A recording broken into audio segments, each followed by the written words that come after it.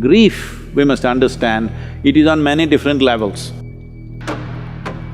Somebody close to them died somewhere, they will feel this because within the body there is a certain process. Because what you call as a parent is the basis of this body. There is a very deep memory connection between the two.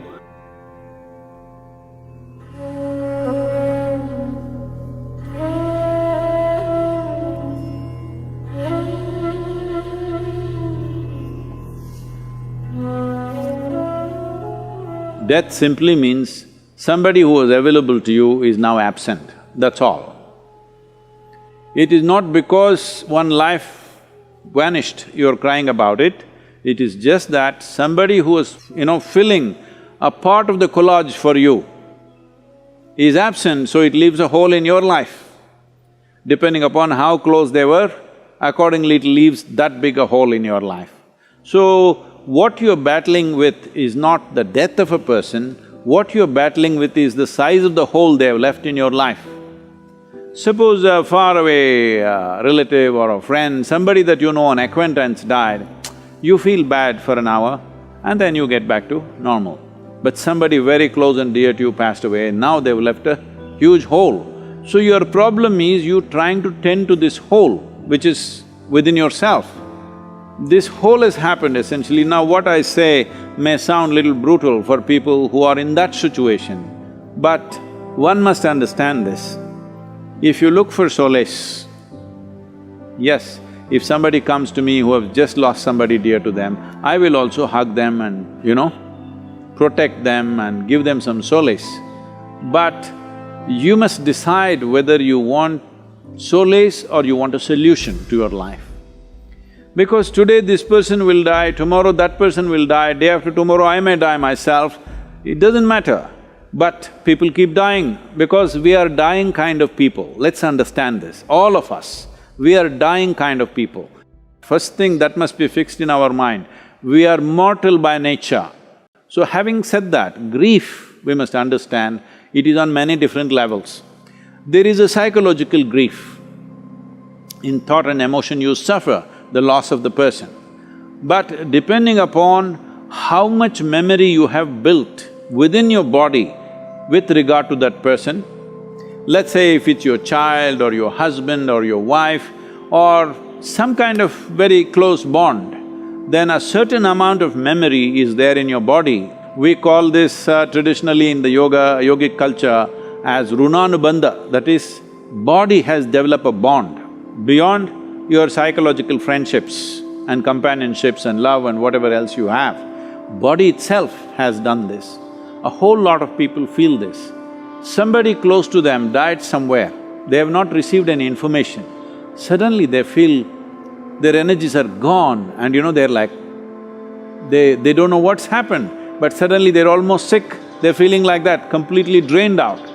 Then after a few hours or few days, information comes that this person is dead. But well before the information came, they will feel this because within the body there is a certain process that the memory starts undoing itself and you feel like you're dumped.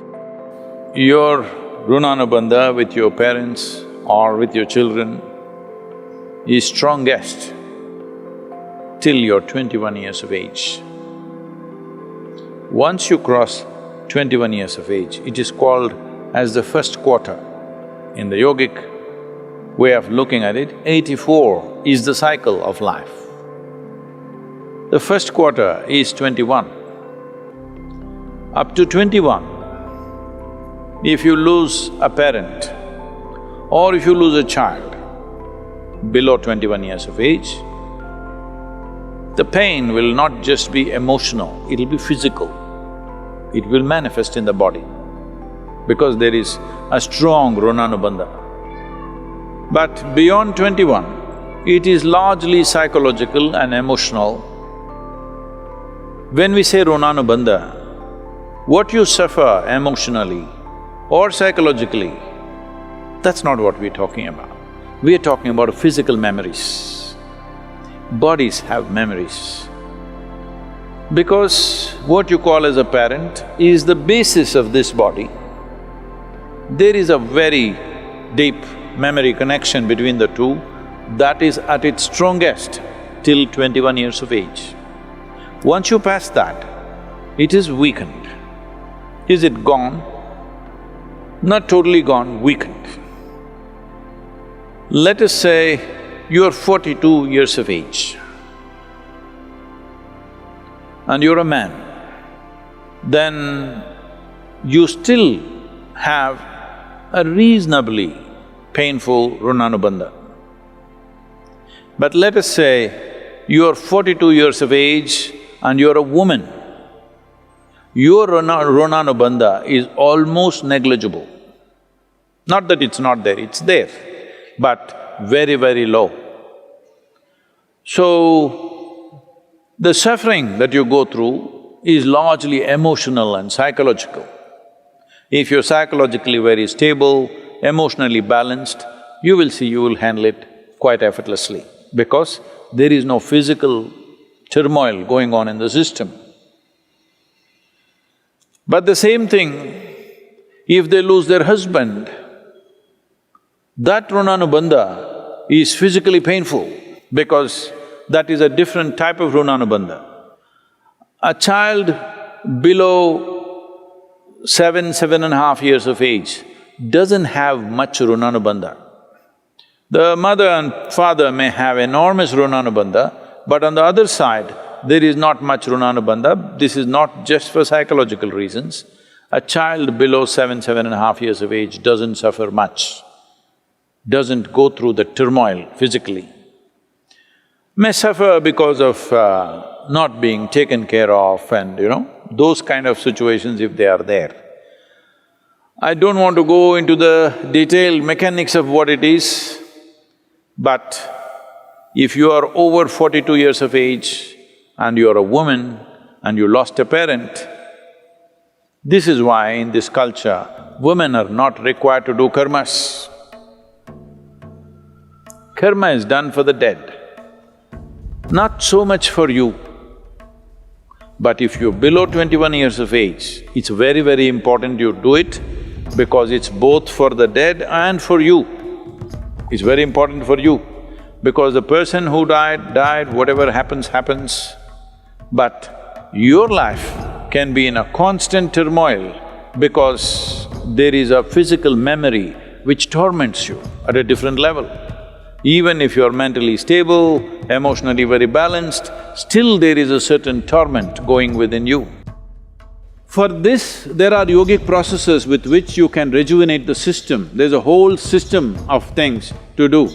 Here at the yoga center, we've kept it very alive. For people who lose their loved ones, we do certain processes so that the physical memory is taken away. Once the physical memory is taken away, the psychological suffering can be dealt with by the individual person much more easily. How to perform karmas and kriyas for dead if you are not able to physically do something? The simple thing is to go into a 3-day period of sadhana, because internally you can do this. Beyond a certain age, it is largely for the dead that we are doing it. But there is an element of that, it's not totally gone. Our bodies are never 100% free from the genetic process that we have received from our parentage.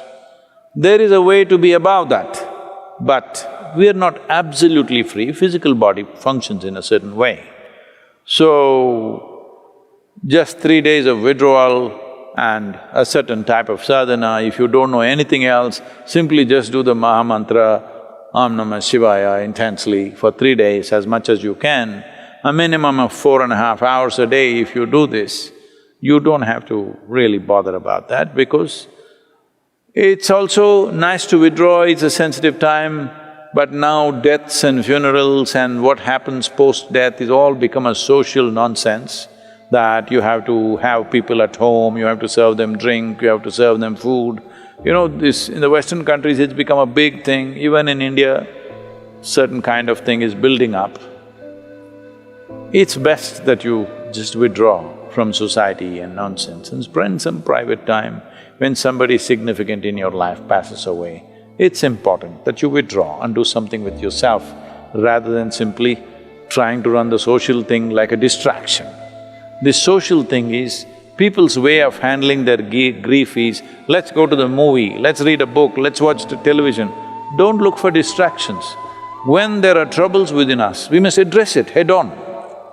Don't look for distractions. Distraction is not a solution.